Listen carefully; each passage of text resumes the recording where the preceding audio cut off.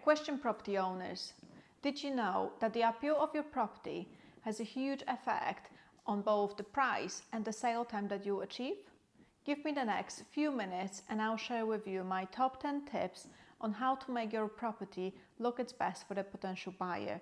This is all what you need to secure that offer faster. If you are watching this video, then you are likely to move from your current horsey home to your next equestrian property at some point.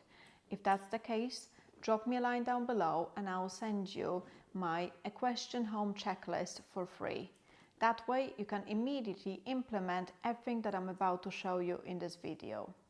I'm Julia, and for those new here, I'm an estate agent specializing in equestrian properties.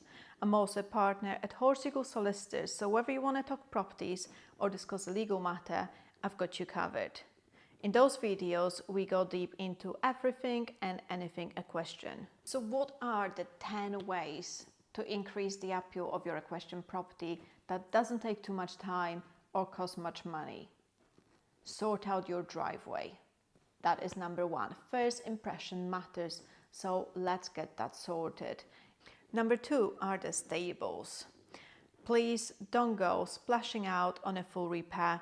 In most cases, this is not feasible.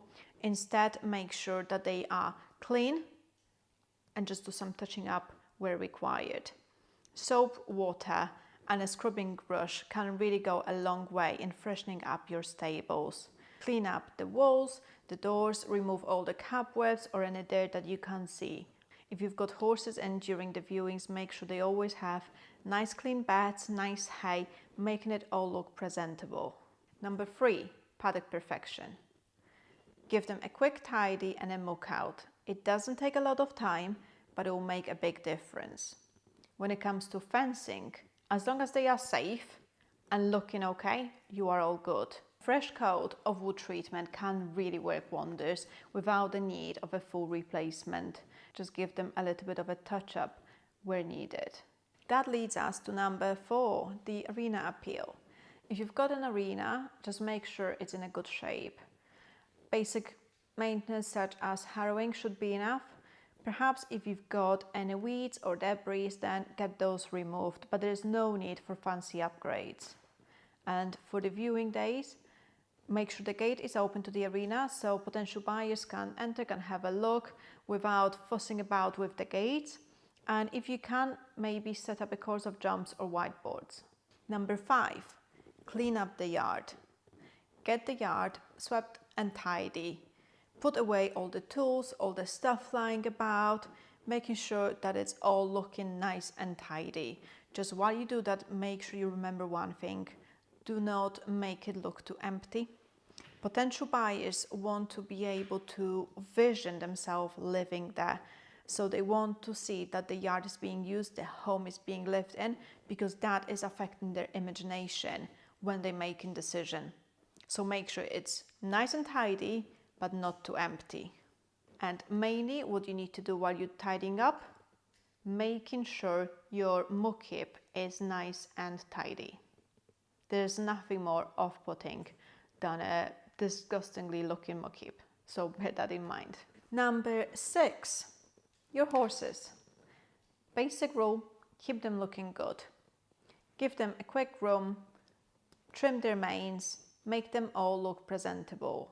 And for the viewings, I would suggest that you keep them in the stables.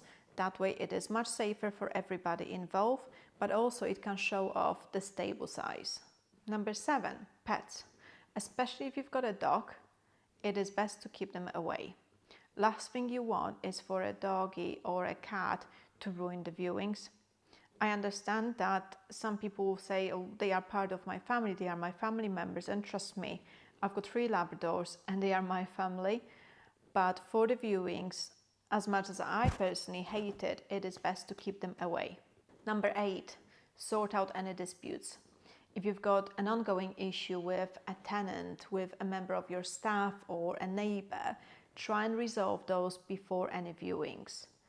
Last thing you want is to have any awkward moments at the viewings.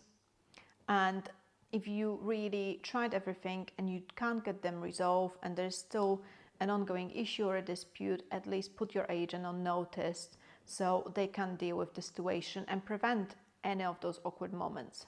We are almost at the end of our list. We are now on number 9. Don't forget about the house. We've talked about the yard, but let's move on to the house now very, very quickly. Couple main things. Declutter your house. Make sure it looks nice and tidy. If you've got the time, if you've got the resources, a little bit of a fresh, neutral paint can go a long way. Make sure that you also get rid of any bad smells, whether it's from the yard, whether it's from a local farmer. Just try as much as you can get rid of the bad smells.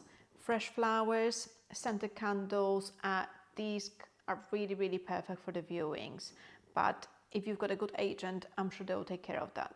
Number 10, get your price right. Finally, make sure the price you are asking for is realistic. Do not go with an agent that tells you what you want to hear. It's not going to work. Having a fair asking price can make a whole difference. It can ensure a smooth sale in a timely manner without any complication. Overvaluing your property is just, you'll be sitting on a market for absolute ages until you'll need to reduce the price anyway. So there you have it. A little bit of elbow grease and some common sense will ensure you've got buyers lining up at your door, and the rest should be left to your agent. Would you like to use the same checklist I'm using to increase the appeal of your equestrian home? Again, drop me the line below and I'll send you a copy. All the best to you and your horses.